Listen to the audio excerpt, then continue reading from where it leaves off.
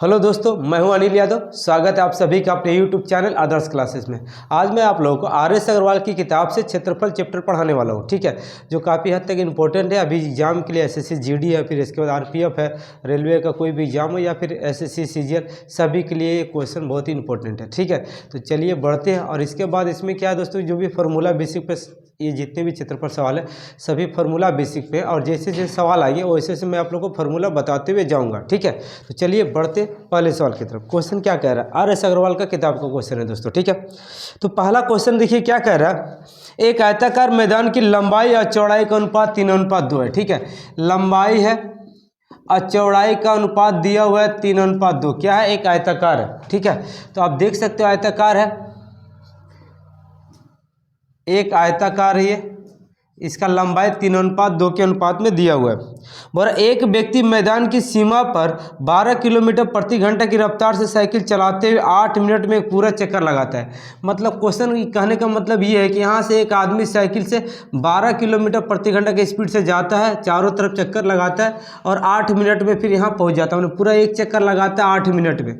एक चक्कर लगाने का मतलब होता है इसका परिमाप को, एक चक्कर पूरा चक्कर लगाया, ठीक है। एक चक्कर कहने का मतलब होता है आयत का परिमाप, ठीक है। और 8 मिनट में कितना दूरी तय किया है ये हमको निकालना है। क्लियर है जी।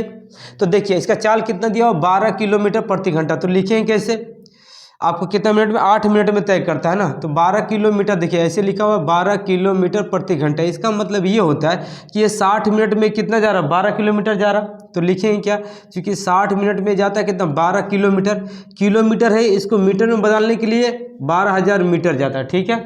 इसलिए एक मिनट में कितना जाएगा, इसीलिए 8 मिनट में कितना जाएगा, ये क्वेश्चन है। 8 मिनट में टोटल दूरी तय करता है। तो 8 मिनट में कितना दूरी तय किया, 1 0 से 1 0, 6 दूनी के 12, 8 दूनी के 1600 मीटर।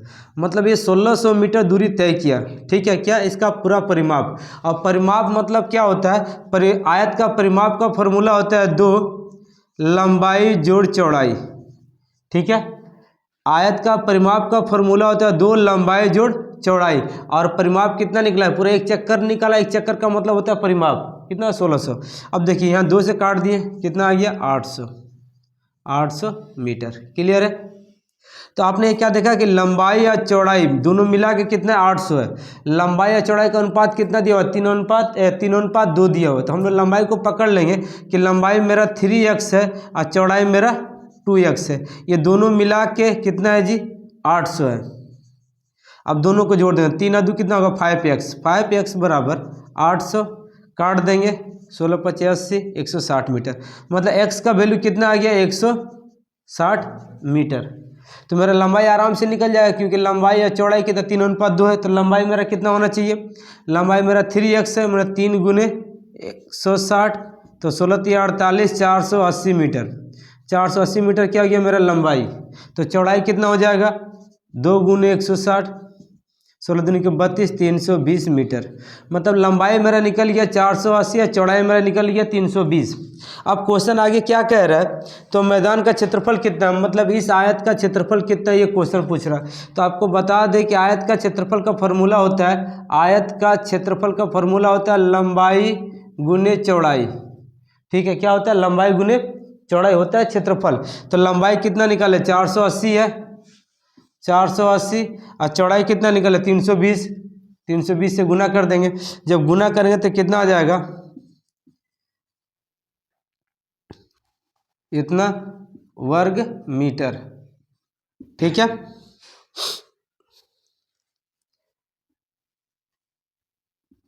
क्लियर हो रही है।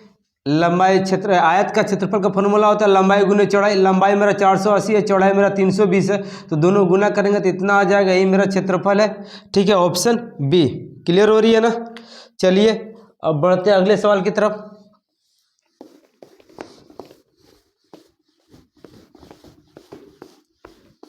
कोई समझ में नहीं आएगा तो पूछना है, ठीक है। दूसरा सवाल क्या कह रहा है, एक आयत के विकर्ण की लंबाई 25 सेंटीमीटर है, ठीक है। एक आयत है, ये क्या है, एक आयत है, और इसके विकर्ण की लंबाई दिया हुआ है कितना, 25 सेंटीमीटर। विकर्ण कितना दिया हुआ, 25 सेंटीमीटर, ठीक है। और इसका क्षेत्रफल दिया हुआ है, इसका क्षेत्रफल दिया हुआ है, क्षेत्रफल दिया हुआ है 168 मीटर। ठीक है, क्षेत्रफल दिया हुआ, तो बोला आयत की लंबाई कितनी होगी। क्लियर, आयत की लंबाई क्या होगी, ये क्वेश्चन है। एक चीज़ याद रखिएगा, या तो फिर हमको या तो पूरा इसका फॉर्मूला याद होना चाहिए, या तो इसमें एक टेम्पलेट आता है, या फिर हम लोग फ्रेज बोलते हैं, वो फ्रेज हमको याद रखना जरूरी है। याद रखिएगा, एक समकोण त्रिभुज होता है, ये थोड़ा बेसिक है, थोड़ा समझ लीजिएगा आप लोग। ठीक है, ये क्या, एक समकोण त्रिभुज है। समकोण त्रिभुज किसे कहते हैं, जिसका एक कोण 90 डिग्री का, उसको समकोण त्रिभुज कहते हैं। तो इसको हम लोग P कहते हैं, इसको B कहते हैं, और इसको हम लोग H कहते हैं। ठीक है, इसको लंब, आधार और कर्ण भी कहते हैं। इसको कर्ण हो गया, इसको हम लोग बोलते हैं आधार, इसको कहते हैं लंब। ठीक है, एक फॉर्मूला भी है, बहुत इंपॉर्टेंट है, ये समझ लीजिएगा। P बराबर होता है h² माइनस B²। ठीक है, अब B बराबर क्या होता है, h² माइनस P², और उसके बाद H बराबर क्या होता है, रूट के अंदर में P² प्लस B² होता है।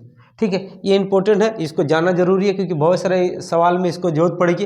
कभी कभी अगर हमको शॉर्ट ट्रिक पता है, या फिर ये फ्रेज में आता है, तो इसकी जरूरत नहीं पड़ेगी। फ्रेज से याद किया हुआ रहेगा तो हम तुरंत मार देंगे। ठीक है, अगर वो फ्रेज में नहीं देगा तो इसकी हमको जरूरत पड़ेगी, याद रखिएगा। तब हमको ये फॉर्मूला याद होना बहुत ज़रूरी है, इसलिए आप लोग इसको नोट कर लें, ये बहुत इंपॉर्टेंट है। ठीक है, अच्छा, अब एक फ्रेज क्या होता है आपको बताते हैं। फ्रेज क्या होता है, फ्रेज ये होता है कि अगर एक समकोण त्रिभुज है, ठीक है, ये मेरा P है, ये मेरा B है, ये मेरा H है। याद रखिएगा, इसका स्क्वायर प्लस इसका स्क्वायर बराबर H² होता है। इसी पर ही सारा फॉर्मूला बना है। ठीक है, याद रखिएगा, इसका वर्ग और इसका वर्ग का योग किसके बराबर होता है, इसके बराबर होता है।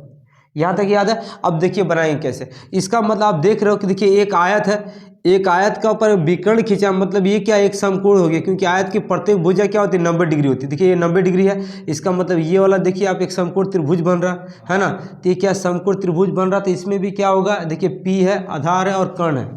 अगर इसका मतलब इन दोनों संख्याओं का वर्गों का योग इसके बराबर होना चाहिए, है ना। तो इसमें कुछ संख्या फिक्स होती है कि ये संख्या होंगी ही होंगी। ठीक है, जैसे आपको पता होना चाहिए कि जैसे ये जो है ना, ये 24 है और ये मेरा 7 है, क्योंकि अगर ये 25 है तो ये 24 है और ये 7 होगा ही होगा। क्लियर है, इसीलिए इसको हम लोग क्या कहते हैं, फ्रेज कहते हैं। ऐसे में कुछ संख्याओं को आप लोग को याद रखनी है, जो कि मैं जो भी बताऊंगा उसको आप लोग नोट करते रहिएगा, क्योंकि एग्जाम में हमेशा ऐसे ही टाइप के क्वेश्चन पूछे जाते हैं कि जो कि काफ़ी इंपॉर्टेंट है। ठीक है, और ऐसे ही टाइप के क्वेश्चन ही देते हैं, और वही डिजिट देते हैं, फ्रेज वाला ही। बस इसको याद रखना चाहिए आपको। अगर ये 25 है तो याद रखिए 24 है, ये 7 होगा ही होगा, फिक्स है। ठीक है, अच्छा, ये 24 से 7 ही क्यों होगा, मैंने आपको बताया इन दोनों संख्याओं के वर्गों का योग इसके वर्ग के बराबर होता है। ठीक है, तो आप देख सकते हैं 24 का स्क्वायर क्या होता है, 576 होता है, और 7 का स्क्वायर कितना होता है, 49 होता है। दोनों को जब हम लोग जोड़ेंगे तो कितना हो जाएगा, 5 7 और 4 11, 12 के 2 हाथ में 1, 5 1 6, 625 होता है। और इधर देखिए 25 का स्क्वायर 625 हुआ कि नहीं हुआ, दोनों बराबर हो गया। तो इसका मतलब अगर ये 25 है तो ये 24 होगा और ये 7 होगा ही होगा। ठीक है, इसी को हम लोग फ्रेज कहते हैं, इसलिए आप ये संख्या याद रख लीजिएगा, क्या होता है, 25, 24 और 7। क्लियर है, जब भी देगा यहाँ 25 होगा तो ऑटोमेटिक समझिए कि लंबाई मेरा 24 होगा और ये मेरा 7 होगा। इस टाइप की और भी बहुत सारी संख्या है, तो जितना सवाल आएगा सब सवाल हम लिखते जाएंगे, आप लोग नोट कर लीजिएगा। ठीक है, चलिए अब सवाल की तरफ बढ़ते हैं। सवाल क्या कह रहा था,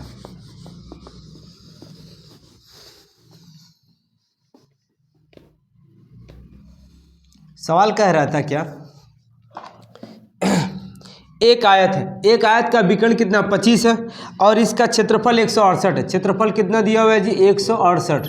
ठीक है, तो बोल रहा क्या, तो आयत की लंबाई क्या होगी, तो आयत की लंबाई क्या होगी, मैंने आपको बताया क्या कि अगर विकर्ण 25 है, इसका मतलब ये कितना 24 होगा और ये कितना होगा 7 होगा, क्योंकि दोनों का वर्गों का योग इसके वर्ग के बराबर होता है, इसीलिए ये 24 ही होगा। ठीक है, अब हमको पता तो चल गया कि आराम से लंबाई मेरा कितना निकल गया जी, 24 है। ठीक है।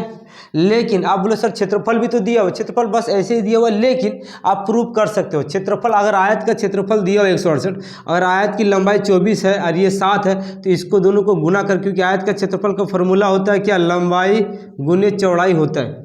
तो अगर लंबाई मेरा 24 है और चौड़ाई मेरा 7 है और किताब में बोला है क्षेत्रफल 168 है, तो इन दोनों को गुना करके 168 आना चाहिए। तो देखिए 168 होगा, 7 चौका 28, 28 के 8 हाथ में 2, 7 दूनी 14, 14 2 16, 168 आया कि नहीं आया।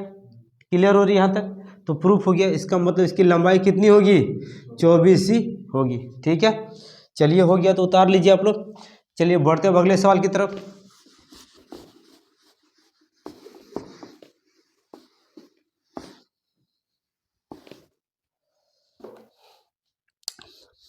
फिर क्या कह रहा है, एक आयताकार खेत के विकर्ण की लंबाई 17 मीटर है तथा परिमाप 46 मीटर है, तो खेत का क्षेत्रफल क्या होगा, ये क्वेश्चन है। देखिए एक आयताकार है, इसका विकर्ण दिया हुआ है कितना, 17, इसका विकर्ण दिया हुआ है, विकर्ण दिया हुआ है 17, ओके।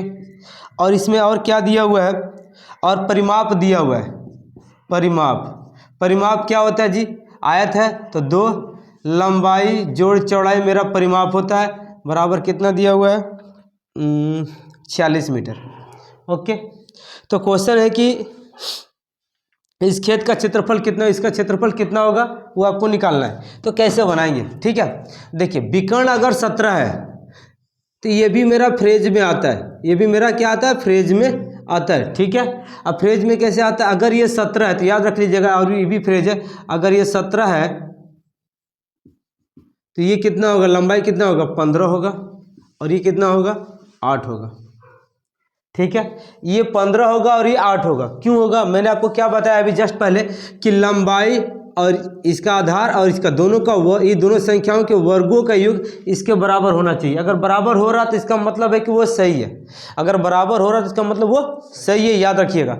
मतलब 17 का स्क्वायर कितना, 289 होता है, ठीक है। अब देखिए 15 का स्क्वायर होता है 225, और 8 का स्क्वायर होता है 64। देखिए दोनों को जोड़ दीजिए, 5 4 9, 6 2 8 और 2, बराबर हुआ कि नहीं हुआ।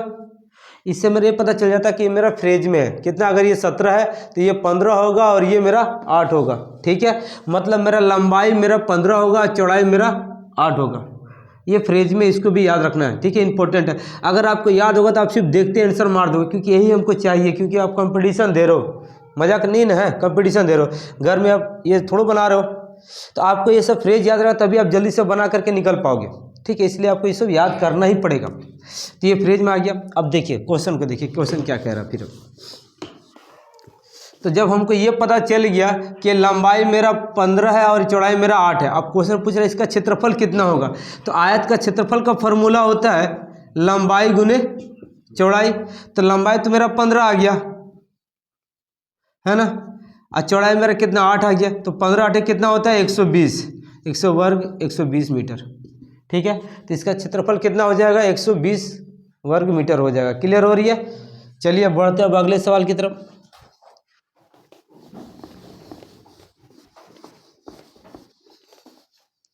उसके बाद क्वेश्चन क्या कह रहा है,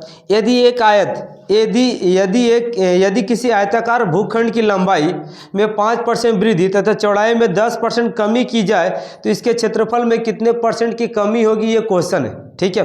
तो देखिए ऐसे सवाल को बनाएंगे कैसे, क्या बोला कि लंबाई में 5% वृद्धि है, चौड़ाई में 10% कमी करेंगे तो इसके क्षेत्रफल में कितने % की वृद्धि अथवा कमी होगी, ये क्वेश्चन है। क्लियर है। तो बनाएंगे कैसे, देखिए आयत में वृद्धि बोला 5%, तो वृद्धि हमेशा प्लस में रखिएगा। फिर चौड़ाई में 10% कमी बोला, कमी हमेशा माइनस में रखिएगा, ठीक है। तो इसका आगे प्लस है, इसका आगे माइनस है, तो प्लस माइनस क्या होगा, माइनस, और ये दोनों डिजिट गुना में लिखिएगा, 5 गुने 10 बटा प्रतिशत के लिए 100, ठीक है। अब देखिए क्या होगा, 1 0 से 1 0 कट गया। अब यहाँ तो माइनस में 10 है, यहाँ प्लस में है, तो घट के कितना आएगा, -5 आएगा, माइनस यहाँ 5 है, नीचे 10 है, 0.5 हो जाएगा। तो देखिए -0.5 है, यहाँ -5 है, तो दोनों जुट के क्या होगा, -5.5% आ जाएगा। और देखिए याद रखिएगा, अगर माइनस में आने का मतलब क्या होता है, कमी, मतलब 5.5% की कमी होगा।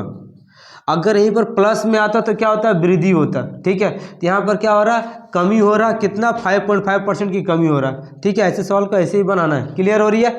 तो चलिए उतार लीजिए, बढ़ते अगले सवाल की तरफ।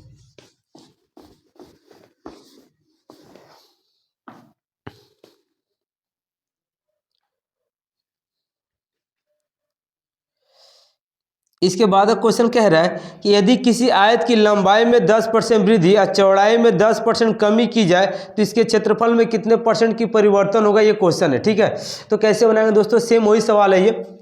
अब बोला 10% का वृद्धि बोला है तो वृद्धि हमेशा प्लस में होगा, और कमी 10% बोला है तो माइनस में कमी रखेंगे। इसका आगे प्लस है तो प्लस माइनस क्या होगा, माइनस। यही दोनों डिजिट को गुना में लिखिएगा, 10 × 10 बटा प्रतिशत के लिए 100। ठीक है, अब देखिए माइनस में 10 है, प्लस में 10 है, ये कट गया, 2 से 2 जीरो कट गया, तो क्या होगा, -1% की हानि।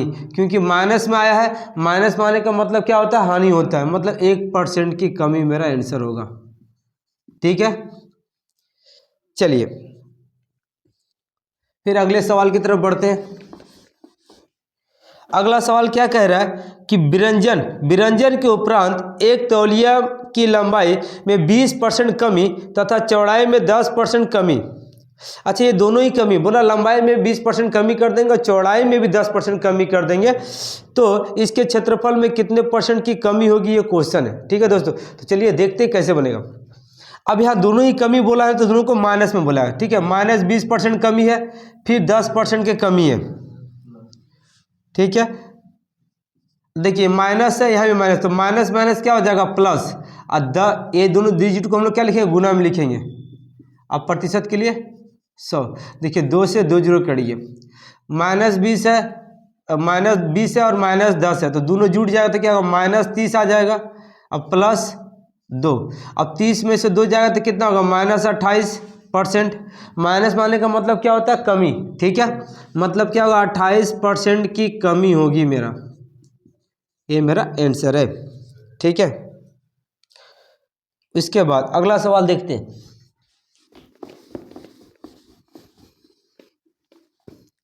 अगला क्वेश्चन क्या कह रहा है, एक पहिया 88 किलोमीटर दूरी को तय करने में 1000 चक्कर लगाता है। एक पहिया 88 किलोमीटर दूरी तय करने में 1000 चक्कर लगाता है, तो पहिए की त्रिज्या क्या है, ये क्वेश्चन है। ठीक है दोस्तों, तो देखिए पहिया कहने का मतलब क्या होता है, पहिया मेरा गोलाकार होता है, याद रखिएगा पहले। ठीक है, अब ये गोलाकार है, अब इसमें कह रहा है कि 88 किलोमीटर दूरी तय करना है। कितना, 88 किलोमीटर दूरी तय करता है। 88 किलोमीटर दूरी तय करता है कितना घंटा में, सॉरी 1000 चक्कर में। 1000 चक्कर में 1000 चक्कर लगाता है जब ये पहिया, तो 88 किलोमीटर दूरी तय करता है। तो इस पहिया की परिधि इसकी त्रिज्या पूछ रहा है, इसकी त्रिज्या क्या होगी।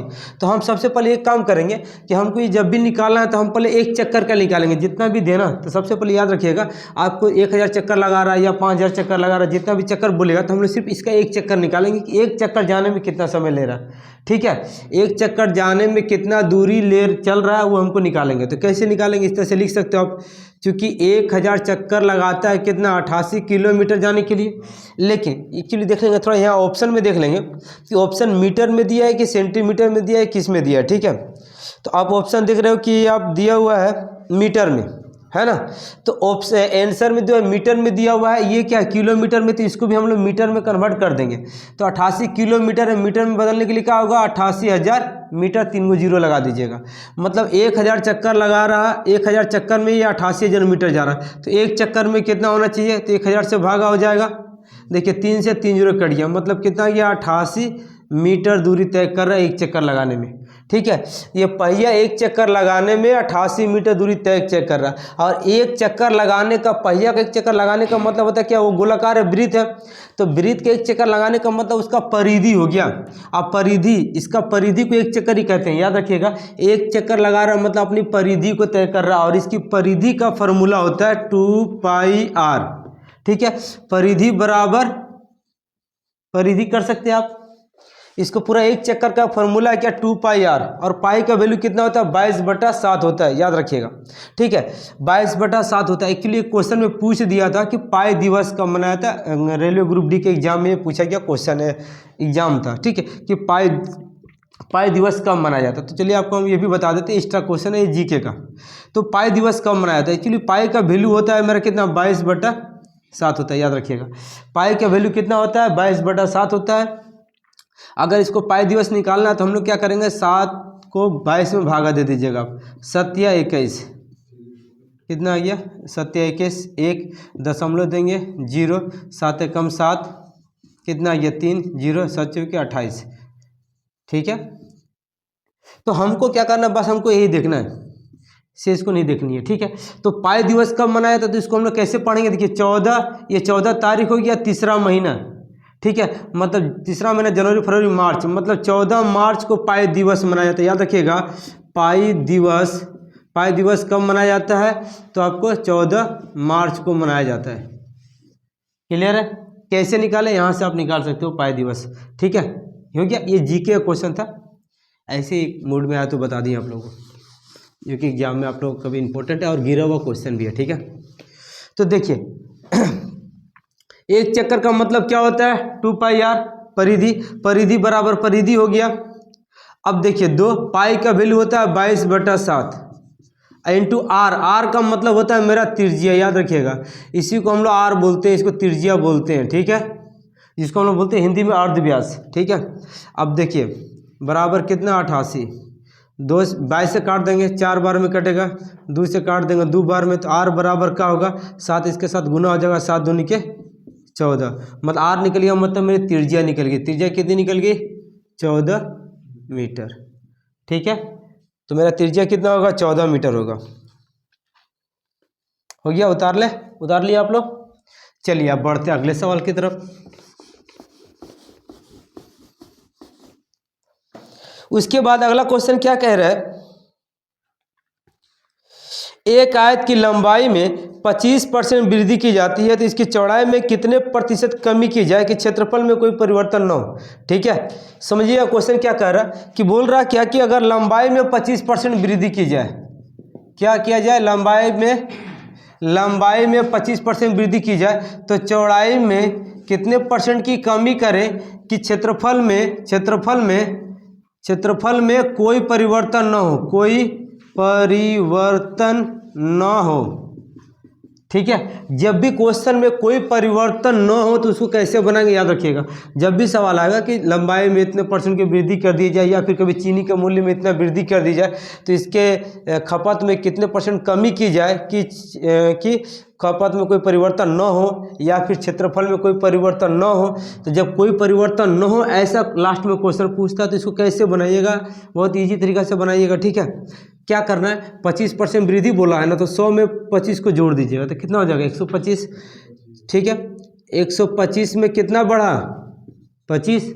ठीक है, कैसे किए, देखिए 25% वृद्धि बोलता है, तो 100 में इसको जोड़ दिया, कितना 125। 125 में 25 बढ़ रहा है, इसलिए 1 में, इसीलिए प्रतिशत के लिए 100 में कितना होगा, बस। ठीक है, देखिए 25 25 125, अब 5 से काट दें, 5 10 0, मतलब 20% की कमी करनी होगी।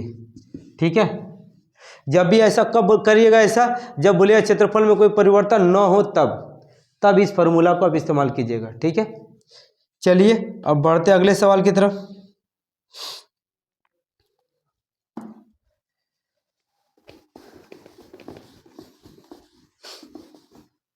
इसका अगला क्वेश्चन क्या कह रहा है, बोला एक आयत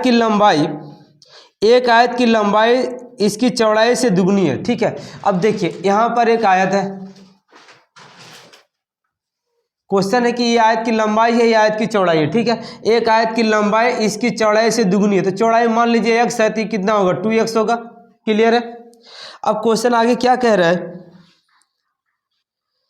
कि दुगनी, यदि लंबाई में 5% की कमी तथा चौड़ाई में 5 सेंटीमीटर की वृद्धि करने पर इसके क्षेत्रफल में 75 वर्ग सेंटीमीटर की वृद्धि हो जाती है, तो आयत की लंबाई कितनी है, क्वेश्चन है। मतलब सेम इसी तरीके का एक और आयत बन जाएगा जिसमें वृद्धि बोला है। क्या कह रहा है कि इसके, अगर मान लीजिए ये तो x है, ये 2x है, कितना वृद्धि बोला है जी, लंबाई में 5 सेंटीमीटर कमी, लंबाई में 5 सेंटीमीटर कमी और चौड़ाई में 5 सेंटीमीटर का वृद्धि करें, तो जो इसका क्षेत्रफल जो है ना, इसके क्षेत्रफल से 75 वर्ग सेंटीमीटर अधिक है। तो लंबाई क्या होगी, ये क्वेश्चन है। तो ऐसे सवालों को बाय ऑप्शन से बनाएंगे तो भी बहुत आसान है ना, और नियम से भी बना सकते हैं, ठीक है। तो चलिए दोनों विधि बता देते हैं कि नियम से बना लोगे और ऑप्शन से भी बना लोगे, ठीक है। तो चलिए पहले नियम से बना देते हैं। क्या बोल रहा क्वेश्चन में कि इसका जो क्षेत्रफल है इसके क्षेत्रफल से 75 वर्ग सेंटीमीटर अधिक है ना। तो हम आयत का क्षेत्रफल निकाल लेंगे। आयत का क्षेत्रफल क्या होता है, लंबाई गुने चौड़ाई, ठीक है। देखिए क्षेत्रफल अधिक है तो लंबाई गुने चौड़ाई, तो इसका लंबाई कितना है जी 2x - 5 लंबाई गुने चौड़ाई, चौड़ाई मेरा कितना है x + 5। ये इसका क्षेत्रफल निकल गया, लंबाई गुनी चौड़ाई। अब इसका जो क्षेत्रफल है इसके क्षेत्रफल से 75 अधिक है तो माइनस कर देंगे, इसका क्षेत्रफल निकालेंगे। इसका क्षेत्रफल क्या होता है, लंबाई गुने चौड़ाई, लंबाई ये है चौड़ाई ये है। इसके क्षेत्रफल से ये कितना अधिक है, 75 अधिक है, तो बराबर 75 कर दिए। क्लियर है। अच्छा अब देखिए इसको गुना कर दीजिए, 2x के साथ x का गुना कीजिए तो कितना हो जाएगा 2x² प्लस 5 दूनी के 10x, इसके साथ गुना करेंगे -5x, इसके साथ गुना करें तो माइनस प्लस क्या होगा -5 × 5 = 25, अब माइनस इसके साथ गुना करेंगे तो 2x² हो जाएगा बराबर 75, ठीक है। अब देखिए यहाँ पर ये भी माइनस में है ये प्लस में कट गया, 10s में से 5x घट गया तो कितना आ जाएगा 5x आएगा। देखिए यहाँ 75 है, ये माइनस में जब उधर जाएगा तो क्या होगा प्लस हो जाएगा 25, तो 5x बराबर कितना हो गया 75 और 25 मिलकर 100 हो जाएगा, काट देंगे तो कितना 20, तो x का वैल्यू कितना आ गया 20, ठीक है। अब क्वेश्चन क्या है, x का वैल्यू है 20 है, तो मैंने बोल रहा चौड़ाई लंबाई कितनी है, लंबाई मेरी कितनी है 2x है, तो 2x है तो 2 × x का वैल्यू कितना निकाले 20, तो कितना हो गया 40 सेंटीमीटर, मतलब मेरी लंबाई कितनी है 40 है। क्लियर हो रही है, ऐसे बनाते हैं। अच्छा अब ऑप्शन से देख लीजिए, ठीक है। अगर ऑप्शन से हम पकड़ते हैं कि मान लेते हैं कि मेरी लंबाई मेरी कितनी है 40 है, ठीक है। अगर लंबाई मेरी 40 है तो इसका मतलब है चौड़ाई मेरा कितना होगा, चौड़ाई मेरा 20 होगा ना, क्योंकि क्वेश्चन पहले बोला लंबाई जो है चौड़ाई से दुगनी है। अगर चौड़ाई मेरा 40 होगा तो लंबाई कितना होना चाहिए 20 होना चाहिए। तब इसका क्षेत्रफल क्या होगा, इसका क्षेत्रफल होगा लंबाई गुने चौड़ाई, मतलब 40 × 20 बराबर कितना 800। इसका क्षेत्रफल कितना हो जाएगा 800 हो जाएगा। अब इसमें आते हैं, इसमें क्या बोला है कि लंबाई से 5 सेंटीमीटर कम है, तो मतलब लंबाई कितनी हो जाएगी जी 40 है, 40 में से 5 घटे तो कितना 35 हो जाएगा, इसकी लंबाई इतनी, और इसकी चौड़ाई कितनी हो जाएगी, चौड़ाई मेरा कितना यहाँ 20 है ना, अच्छा 20 है, 20 × 5 कितना 25, जब इन दोनों को गुना करें तो कितना 875 आ जाएगा, ठीक है।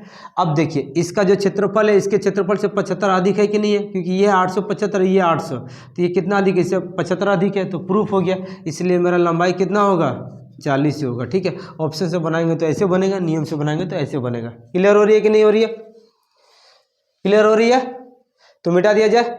चलिए फिर अगले सवाल की तरफ बढ़ते हैं।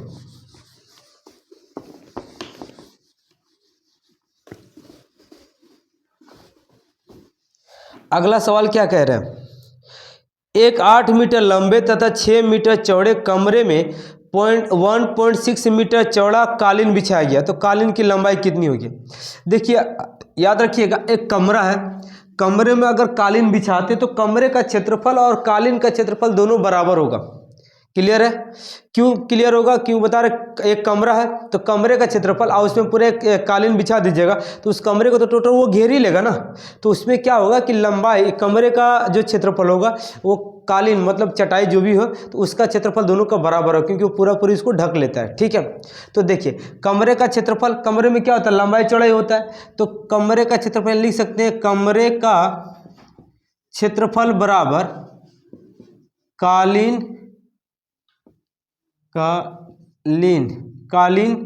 क्षेत्रफल बराबर है, ठीक है। कमरे का क्षेत्रफल होता है लंबाई गुने चौड़ाई, और जो कालीन बिछाएंगे उसमें भी लंबाई चौड़ाई होगा, तो लंबाई गुने चौड़ाई। अच्छा कमरे का लंबाई चौड़ाई दिया हुआ है, देखिए किताब में कर 8 मीटर लंबा है 6 मीटर चौड़ा है। चलिए 8 मीटर लंबा है और 6 मीटर चौड़ा है, क्या कमरा है, तो मतलब इसके क्षेत्रफल के बराबर इसका क्षेत्रफल होगा, ठीक है। और कालीन का कितना मिला, चौड़ाई बोला है कि 1.6, ठीक है। लंबाई को निकालना, तो मान लीजिए लंबाई मेरा कितना x है और चौड़ाई मेरा कितना 1.6 मीटर दिया हुआ है, तो इसका क्षेत्रफल इसके क्षेत्रफल के बराबर हो जाएगा। अभी दशमलव हटा देंगे तो नीचे 10 हो जाएगा, ठीक है। अब काट देंगे, 8 दूनी के 16, 2 से 5, तीछा तीछा गुना करें, x बराबर कितना होगा, 5 छः के 30 मीटर। मतलब कालीन की लंबाई कितनी हो जाएगी, 30 मीटर हो जाएगी। ठीक है, उसके बाद है अगला क्वेश्चन। अगला क्वेश्चन क्या कह रहा है, अगला क्वेश्चन कह रहा है कि एक कमरे की चारों दीवारों का क्षेत्रफल 220 वर्ग मीटर है। ठीक है, एक कमरे के चारों दीवारों का क्षेत्रफल 220 वर्ग मीटर दिया हुआ है। तो आपको बता दें कमरे का चारों दीवारों का क्षेत्रफल का फॉर्मूला होता है, कमरे के चारों दीवारों का क्षेत्रफल होता है 220। ठीक है, दिया हुआ है कमरे के चारों दीवारों का क्षेत्रफल 220 है। कमरे के चारों दीवारों का क्षेत्रफल का फॉर्मूला होता है 2 लंबाई जोड़ चौड़ाई गुने ऊंचाई होता है। ठीक है, बराबर कितना है, 220। याद रखिएगा कमरे के चारों दीवारों का क्षेत्रफल दिया हुआ है 220 और कमरे के चारों दीवारों का क्षेत्रफल का फॉर्मूला होता है 2 लंबाई जोड़ चौड़ाई गुने ऊंचाई होता है। तो कमरे के चारों दीवारों का क्षेत्रफल बराबर कमरे के चारों दीवारों का क्षेत्रफल। अब यहाँ पर और क्वेश्चन में कुछ दिया होगा, क्या कह रहा है कि इसकी चौड़ाई तथा ऊंचाई क्रमशः 8 मीटर और 5 मीटर है। ठीक है, चौड़ाई दिया हुआ 8 मीटर और ऊंचाई दिया हुआ है 5 मीटर। तो कमरे की लंबाई क्या होगी, ये क्वेश्चन है। तो वैल्यू बैठा देंगे ना, 2 लंबाई तो निकालना है, चलिए लंबाई को लंबाई रहने दिए, प्लस चौड़ाई दिया हुआ है, चौड़ाई कितना दिया हुआ है, 8 मीटर है, और ऊंचाई कितना दिया हुआ है, ऊंचाई दिया हुआ है मेरा 5 मीटर है। वैल्यू बैठा दिए। अब देखिए काट देते हैं जी, क्योंकि सब गुना में तो आराम से कटेगा।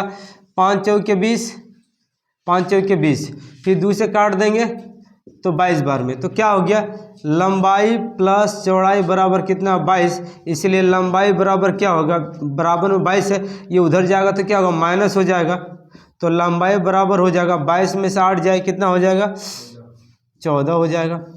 तो लंबाई मेरी कितना हो जाएगा, 14 मीटर। क्लियर हो रही है। चलिए बढ़ते हैं इसके अगले सवाल की तरफ।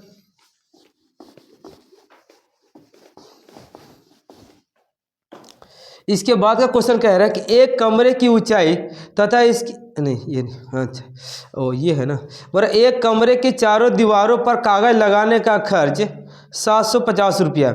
एक कमरे के चारों दीवारों पर कागज लगाने का खर्च 750 रुपया है, और एक दूसरे और खर्च इतना है। ठीक है, एक दूसरे कमरे की लंबाई चौड़ाई तथा ऊंचाई में से प्रत्येक एक दूसरे की दुगनी है।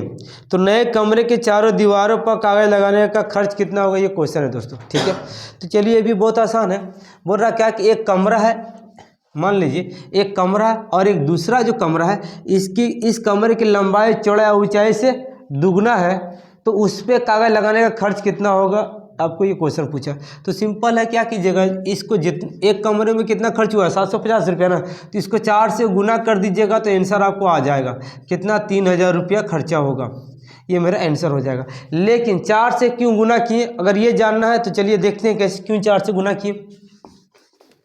क्योंकि जब जिसकी कमरे का अगर लंबाई चौड़ाई और ऊंचाई को अगर वृद्धि करते हैं ना, तो इसकी दुगुना अगर वृद्धि करेंगे तो ये 4 गुना हो जाएगा। कैसे दिखाते हैं, मान लीजिए एग्जाम्पल के रूप में समझ लीजिए, मान लीजिए ये कमरा है जी, क्लियर है। बोर्ड की तरफ देखिए, आप लोग ध्यान दीजिए। अगर मान लीजिए कि ये कमरा का लंबाई कितना, मान लीजिए 10 मीटर है, चौड़ाई मान लीजिए कितना, 5 मीटर है। ठीक है, ऊंचाई बाद में देख लेंगे, पहले इसी को देख लीजिए 4 गुना हो रहा है कि नहीं हो रहा है। अब मेरा क्वेश्चन क्या कह रहा है, ये तो इतना ही है, लंबाई मेरा 10 मीटर है, चौड़ाई मेरा कितना, 5 मीटर है। अगर हम लंबाई को दुगुना करते हैं, मतलब यहाँ से यहाँ 10 मीटर है, तो जब दुगुना करेंगे तो यहाँ से भी 10 बढ़ जाएगा।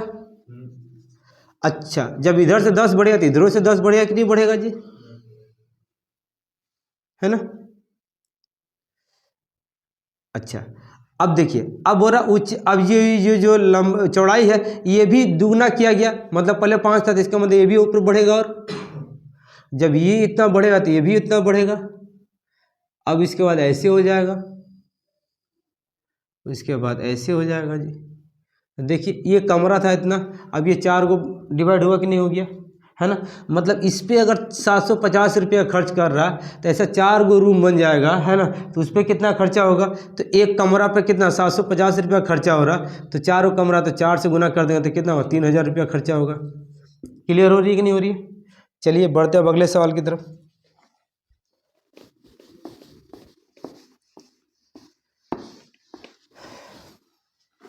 अगर दोस्तों अगर आप लोग को वीडियो अच्छी लग रही हो तो प्लीज़ लाइक शेयर सब्सक्राइब जरूर करें, ठीक है।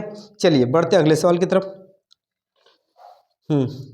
फिर अगला क्वेश्चन क्या कह रहा है कि 25 मीटर लंबे तथा 15 मीटर चौड़े एक आयताकार पार्क की लंबाई इसकी लंबाई तथा चौड़ाई के समानांतर बीचों बीच 2 मीटर चौड़ी 2 सड़क परस्पर एक दूसरे को काटती है, तो शेष भाग पे घास उगाई गई है, तो घास वाला क्षेत्रफल कितना है, ये क्वेश्चन है, ठीक है। अब देखते हैं क्वेश्चन क्या कह रहा है। बोल रहा है कि एक आयताकार है, चलिए ठीक है, इसकी लंबाई कितना बोला है 25 मीटर है, और इसकी चौड़ाई जो है ना,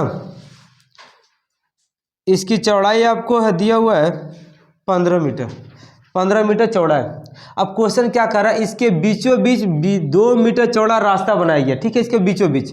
चलिए बीचों बीच 2 मीटर का चौड़ा रास्ता बना देते हैं, मतलब ये भी 2 मीटर है, ये भी 2 मीटर, ठीक है। अब ऊपर से भी 2 मीटर का चौड़ा रास्ता बनाया गया, चारों तरफ बोला है, ठीक है, तो ये मिट जाएगा, ठीक है। ये भी 2 मीटर है और ये भी 2 मीटर है। देखिए इसके चारों तरफ 2 मीटर चौड़ा रास्ता बन गया कि नहीं बन गया। अब क्वेश्चन है कि जो ये खाली जगह है यहाँ पर घास उगाया गया है, ठीक है,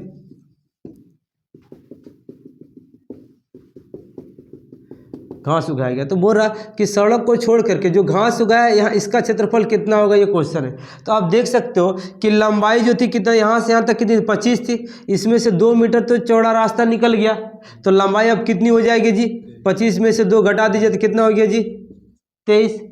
अच्छा चौड़ाई मेरा कितना था 15 था, इसमें भी 2 मीटर चौड़ा रास्ता घटा है, तो 2 इसमें से घटा दीजिए कितना हो जाएगा जी 13।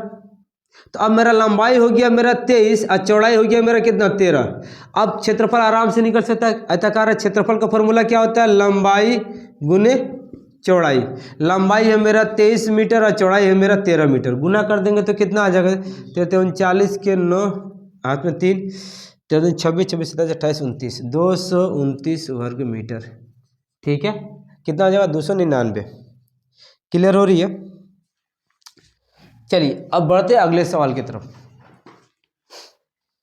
अगला सवाल क्वेश्चन क्या कह रहा है, एक आयत का क्षेत्रफल, क्वेश्चन एक आयत का क्षेत्रफल 360 वर्ग मीटर है। एक आयत का क्षेत्रफल जो है 360 वर्ग मीटर है, जो एक वर्ग के क्षेत्रफल का 90% है। देखिए एक आयत है और एक है वर्ग, एक है वर्ग। देखिए आयत क्या होता है, आयत में लंबाई और चौड़ाई होता है, वर्ग में क्या होता है भुजा स्क्वायर होता है। वर्ग में चारों भुजा बराबर होती है, याद रखिए वर्ग में चारों भुजा बराबर बराबर होती है, और आयत में लंबाई और चौड़ाई होता है। क्लियर है जी। अब इसमें क्या कह रहा है, एक आयत का जो क्षेत्रफल है ना, वर्ग के क्षेत्रफल का 90% है। ये जो है इसका कितना परसेंट है 90% है, तो 90% आयत है, इसका मतलब 100% कौन है वर्ग है मेरा, ठीक है। और आयत का क्षेत्रफल कितना दिया हुआ है किताब में 360 है, मतलब कि 90% बराबर कितना हो जाए 360, इसलिए 1%, इसलिए 100% कर देंगे तो क्या निकल जाएगा वर्ग निकल जाएगा, ठीक है। अब देखिए 1 से 0 कट गया, 9 चौके 36, कितना आ गया जी 400 वर्ग मीटर, मतलब वर्ग का क्षेत्रफल कितना आ गया 400 वर्ग मीटर। अब क्वेश्चन क्या कह रहा है, तो वर्ग की प्रत्येक भुजा क्या होगी। देखिए वर्ग की भुजा पूछ रहा है, ठीक है। तो हमको तो ये पता चल गया कि ये जो आया मेरा क्या आया वर्ग का क्षेत्रफल आया। अब हमको इसका भुजा निकालना है, तो भुजा कैसे निकालेंगे आपको बता देते हैं कि वर्ग का क्षेत्रफल का फॉर्मूला होता है एक भुजा स्क्वायर। क्या होता है एक भुजा स्क्वायर, ठीक है। और दूसरा एक फॉर्मूला होता है 1/2 गुने विकर्ण स्क्वायर होता है, विकर्ण स्क्वायर होता है। तो देखिए अगर कहीं पर विकर्ण दिया होगा तो विकर्ण वाला लेकर बनाएंगे, अगर भुजा दिया हुआ है तो भुजा लेकर बनाएंगे, कहीं भुजा पूछता है तो भुजा वाला का इस्तेमाल करेंगे, अब विकर्ण पूछा है तो विकर्ण का इस्तेमाल करेंगे। ठीक है, अगर कभी विकर्ण दिया हुआ क्षेत्रफल पूछेगा तो ये वाला फॉर्मूला लगाएंगे, अगर भुजा पूछेगा तो ये वाला फॉर्मूला लगाएंगे। ठीक है, तो फिलहाल यहाँ पर भुजा पूछा है तो इसकी जरूरत नहीं है हमको, फिर भी हम लिख दिए जिससे कि आप लोग को पता चले, आगे चल करके इसका इस्तेमाल होगा। ठीक है, चलिए अब क्या है कि भुजा स्क्वायर है तो क्षेत्रफल बराबर कितना 400, तो इसलिए भुजा बराबर क्या हो जाएगा, स्क्वायर जब इधर जाता है तो इधर जो भी संख्या होती है उस पर क्या होता है, रूट हो जाता है। तो भुजा बराबर क्या निकल गया, 400 का रूट कितना 20 है, तो 20 आंसर होगा। ठीक है, क्या होगा 20। क्लियर हो रही है? चलिए मिटा दिया जाए।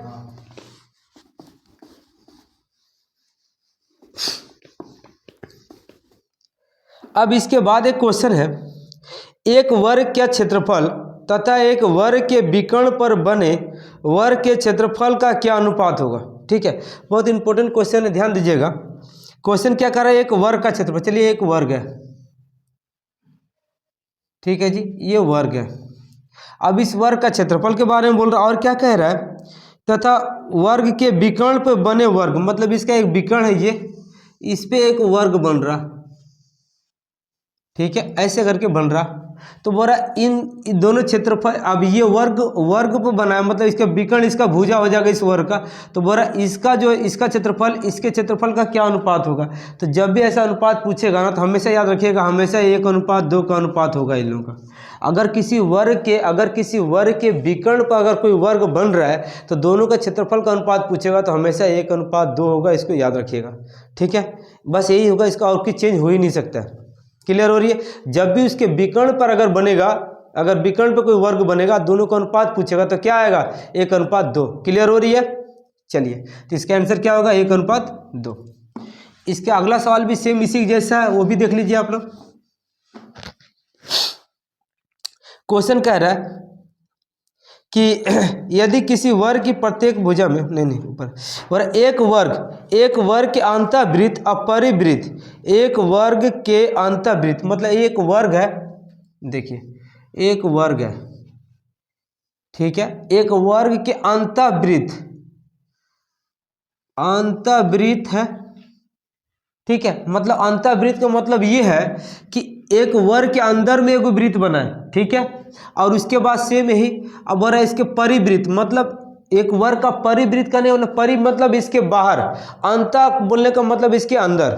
ठीक है, तो एक वर्ग के अंदर में एक विकर्ण बना है, एक वर्ग के अंदर में एक वृत्त बना है और एक वर्ग के बाहर एक वृत्त बना, मतलब इस तरीका से वृत्त बना है, इसके चारों भुजा को छूते हुए। ठीक है, अब हो रहा है ये अंदर वाला वृत्त और बाहर वाले वृत्त का क्षेत्रफल का अनुपात कितना होगा। जब इस टाइप का सवाल हो तो इसका भी कितना आएगा 1:2 ही होगा। ठीक है, अंदर वाले और बाहर वाले वृत्त का क्षेत्रफल का अनुपात क्या निकलेगा, आपको हमेशा 1:2 ही निकलेगा, इसको याद रख लीजिएगा। चलिए अब बढ़ते हैं अगले सवाल की तरफ।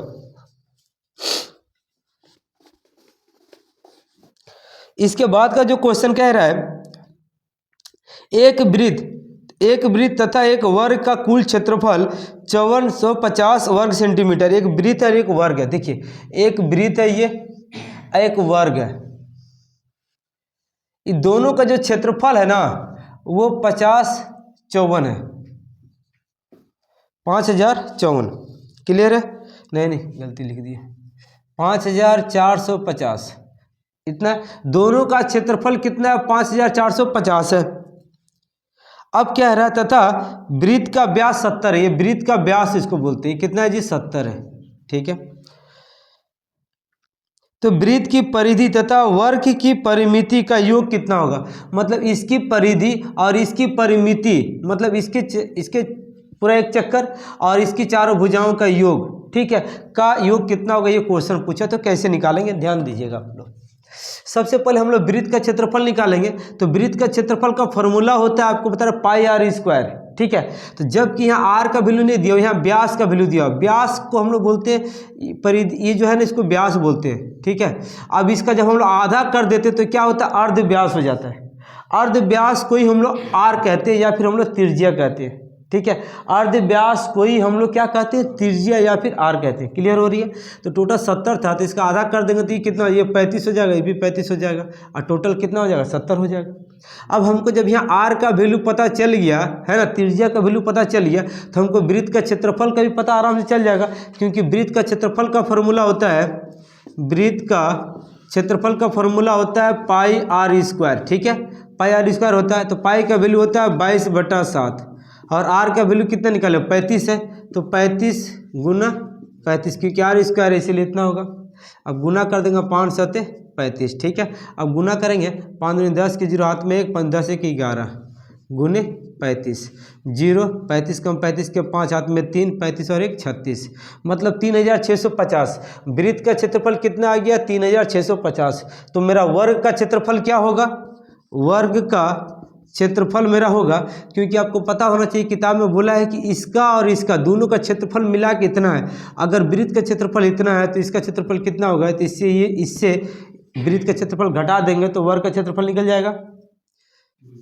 5450 में से 6350 घटा देंगे तो मेरा वर्ग का क्षेत्रफल निकल जाएगा 0 0 14 14 में 6 8 1800 नहीं 4 1 है ना, कितना आ गया 1800 ही होगा ना। 0 0 0 35 का 3 3 अब 35 35 3 38 होगा, ये 38 होगा। ठीक है, तो ऐसा क्लियर हो गया था। अब देखिए 14 14 से 8 जाए 6, कितना होगा 1600। क्लियर है कि तो वृत्त का क्षेत्रफल, वर्ग का क्षेत्रफल क्या जाओ, वर्ग का क्षेत्रफल आ गया मेरा 1600। और जब वर्ग का क्षेत्रफल आ गया तो हम लोग क्या करेंगे, वर्ग की भुजा निकाल लेंगे, वर्ग की भुजा। तो वर्ग की भुजा कैसे निकालेंगे, क्षेत्रफल बराबर क्षेत्रफल करेंगे। तो वर्ग का क्षेत्रफल क्या होता है, भुजा स्क्वायर बराबर 1600, इसलिए भुजा बराबर क्या हो जाएगा, स्क्वायर इस पर अगर रूट चढ़ जाएगा 1600 पर रूट चढ़ जाएगा तो कितना बाहर निकलेगा, मेरा भुजा बराबर कितना हो जाएगा, 4 4 16 40। ठीक है, मेरा भुजा कितना निकल गया, 40 निकल गया। अब मेरा क्वेश्चन यहाँ पर ये पूछा था कि इसकी परिमिति और इसकी परिमिति का योग कितना होगा। तो चलिए इसकी परिमिति निकालते हैं। तो वृत्त की परिमिति या वृत्त की परिधि होता है, वृत्त की परिधि का फॉर्मूला होता है 2 पाई आर। ठीक है, तो क्या हो गया 2 पाई का वैल्यू होता है 22/7 और आर का वैल्यू मैंने त्रिज्या कितना दिया हुआ 35 दिया हुआ, 35 लिख देंगे। 5 7 7 5 35 44 44 गुने 5 20 20 2 22, मतलब वृत्त की परिधि निकल गया 220। ठीक है, और मेरा क्या निकाला, वर्ग की हमको परिधि निकालना, परिमिति निकालना है। तो वर्ग की परिमिति बराबर होता है 4 गुने भुजा। याद रखिएगा वर्ग की परिमिति का फॉर्मूला क्या होता है, 4 गुने भुजा। तो 4, अब भुजा मेरा कितना निकला 40 निकला है, तो 4 चौके 16 160। तो वर्ग की परिमिति 160 है और वृत्त की परिधि जो है मेरा 220 है। मेरा दोनों का योग क्या होगा, ये क्वेश्चन है, तो दोनों को योग कर देंगे तो कितना हो जाएगा 380 मेरा आंसर हो जाएगा। ठीक है,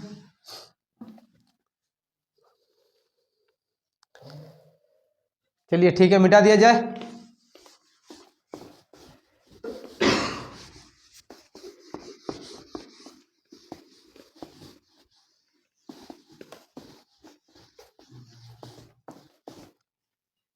इसके बाद का क्वेश्चन है, एक वर्गाकार बंजर भूमि की परिमिति 208 मीटर है। एक वर्गाकार बंजर भूमि है, ठीक है ना।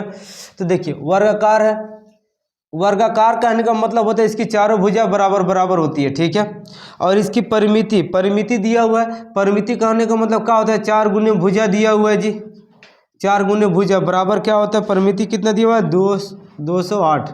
अब 4 से कट रहा, 4 5 20 4 दूनी के 8, कितना हो गया, भुजा मेरा हो गया 52। ठीक है, अब इसके आगे क्या कह रहा है, इसके चारों ओर 2 मीटर चौड़ा रास्ता बनाया गया। तो रास्ते सहित भूमि के चारों ओर चारों ओर, है ना, 12 रुपया 50 पैसा प्रति वर्ग मीटर से बाड़ लगाने का खर्च कितना होगा, ये क्वेश्चन है।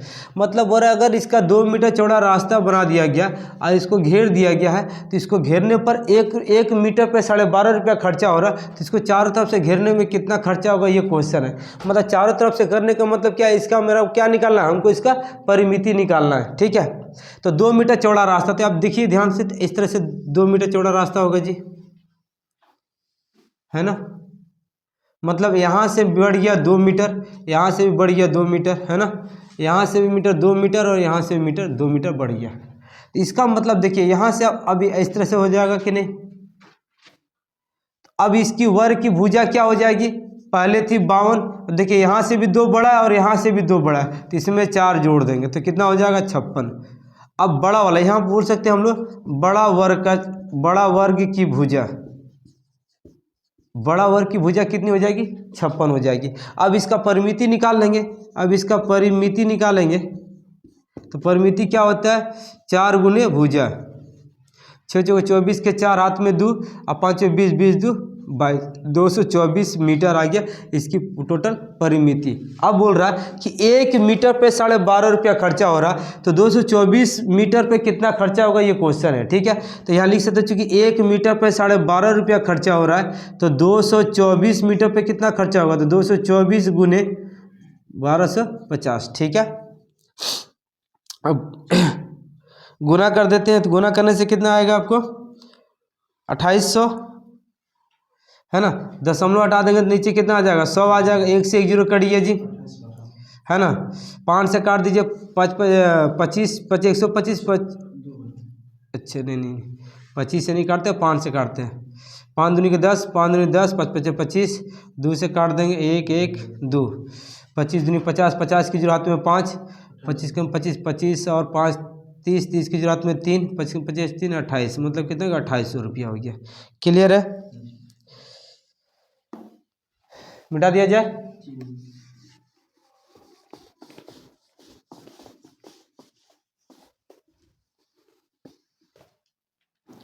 उसके बाद कह रहा है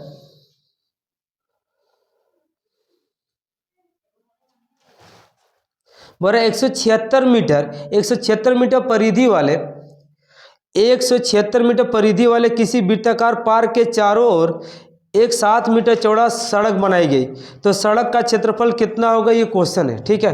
क्या बोल रहा है 176 मीटर परिधि वाले, तो मतलब एक वृत्त है,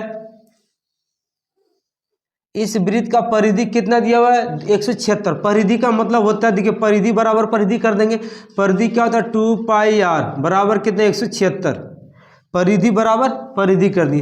परिधि का वैल्यू क्या होता है जी, पाई का वैल्यू क्या होता है 22/7 इंटू आर का वैल्यू पता नहीं, इसलिए आर का आरे रह जाएगा और 176, इसको काट देंगे। 11 का पाड़ा में काटेंगे, 11 दूनी के 22, 11 कम 11, 11 6 66, 2 से काट देंगे 8, 2 से काट देंगे 4, तो आर बराबर कितना होगा 7 चौके 28, मतलब इसकी त्रिज्या कितनी हो गई 28 हो गई, ठीक है। अब किताब में क्या कह रहा है कि इसके चारों तरफ 7 मीटर चौड़ा रास्ता बनाया गया, मतलब ऐसे करके रास्ता बनाया गया, ठीक है। मतलब इसका ये रास्ता कितना मीटर है जी 7 मीटर चौड़ा है। तो बोला रास्ते का क्षेत्रफल कितना होगा, मैंने इसका क्षेत्रफल कितना होगा, अंदर का नहीं। तो आप यहाँ देख सकते हैं कि एक बड़ा सा वृत्त बन गया यहाँ से यहाँ तक, है ना। तो आप क्या कीजिए कि पूरा अगर पूरे वाले का क्षेत्रफल निकाल लीजिए और फिर अंदर वाले का क्षेत्रफल से माइनस कर दीजिएगा, तो ये वाला का क्षेत्रफल निकल जाएगा कि नहीं निकल जाएगा। फिर से बार सुन लीजिएगा, पूरे बड़ा वाला का क्षेत्रफल निकाल लीजिए, बड़ा वाला वृत्त बन गया तो बड़ा वाला वृत्त का क्षेत्रफल निकाल लीजिए, फिर छोटे वाले वृत्त का क्षेत्रफल घटा दीजिएगा, तो ये सब रास्ते का क्षेत्रफल निकल जाएगा नहीं निकल जाएगा। और बड़ा वाला वृत्त की त्रिज्या कितनी हो जाएगी 28 और 7 जोड़ देंगे कितना हो जाएगा जी 35 मीटर, ठीक है। तो अब यहाँ लिखेंगे क्या,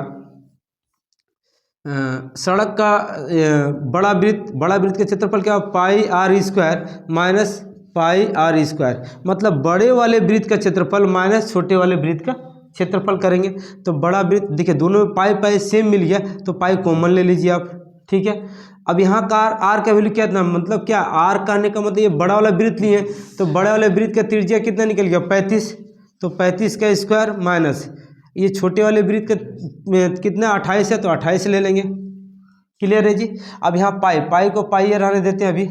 अब देखिए ये फार्मूला में बैठ गया P A square minus B square, एक बार माइनस में एक बार प्लस में, तो 35 माइनस 28, एक बार 35 प्लस 28, ठीक है। पाई का वैल्यू होता है 22/7 लिख देंगे, क्लियर।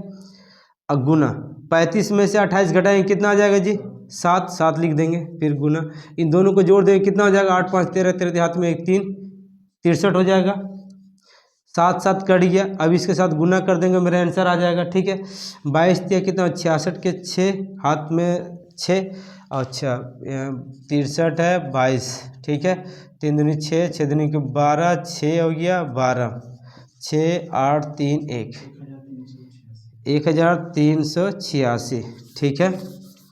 तो क्या देखिए गुना के तो कितना गया 1386, मतलब सड़क का क्षेत्रफल कितना आ जाएगा 1386 वर्ग मीटर, क्लियर है जी। चलिए मिटा दिया जाए।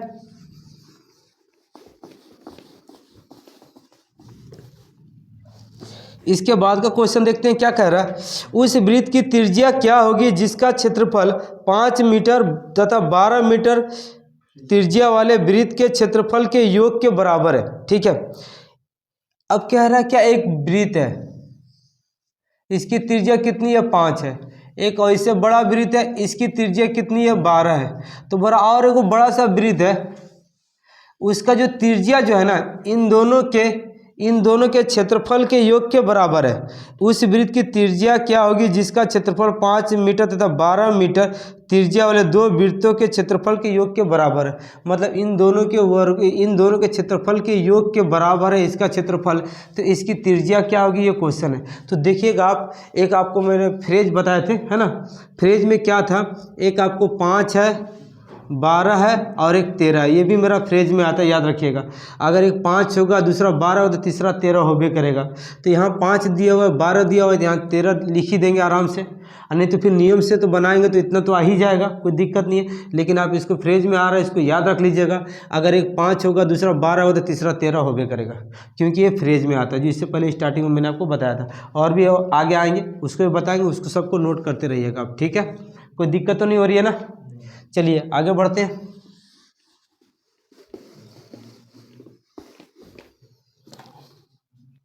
इसके बाद का क्वेश्चन क्या कह रहा है कि यदि किसी वृत्त की परिधि में 50% कम कर दिया जाए तो इसके क्षेत्रफल में कितने % कमी आएगी।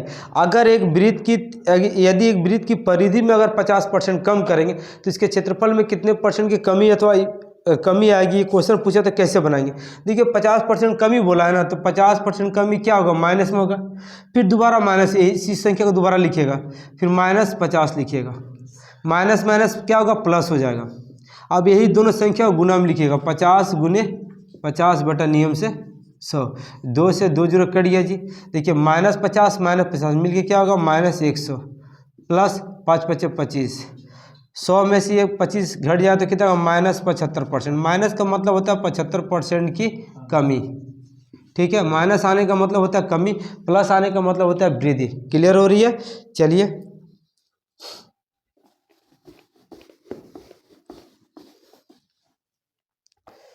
चलिए दोस्तों आज के लिए इतना ही। उम्मीद करते हैं आपको ये वीडियो अच्छी लगी होगी। अगर वीडियो अच्छी लगी तो प्लीज़ लाइक शेयर सब्सक्राइब जरूर कीजिएगा। Thank you.